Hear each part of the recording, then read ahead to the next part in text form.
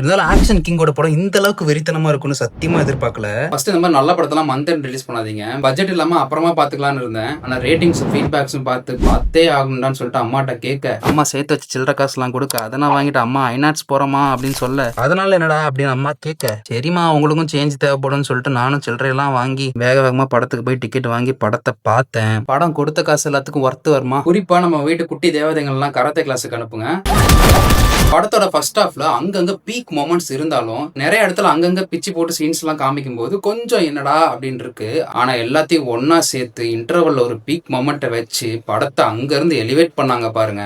அதுல இருந்து படத்துல ஃபைட்ஸுக்கு பஞ்சமே இல்ல. ஃபைனலா இந்த படத்தை தியேட்டர்ல பார்த்தது எனக்கும் ஹாப்பி. அடுத்த மாசம் பிறகுது கையில சம்பளம் வந்துடும், ஒரு நல்ல படத்தை பார்க்கணும் வீக்கெண்ட்ல அப்படின்னா கண்டிப்பா ஃபேமிலியோட இந்த படத்தை போய் பாருங்க, வேற லெவல்ல ஃபீல் பண்ணுவீங்க. பர்டிகுலரா ஃபேமிலி லேடிஸ்க்கு இந்த படம் ரொம்ப பிடிக்கும். ஏன்னா படத்தை பார்த்ததுக்கு அப்புறமா ஒவ்வொருத்தருக்குள்ளயும் ஆக்ஷன் பிளட் கண்டிப்பா ஊறும். கராத்தே கத்துக்கோங்க.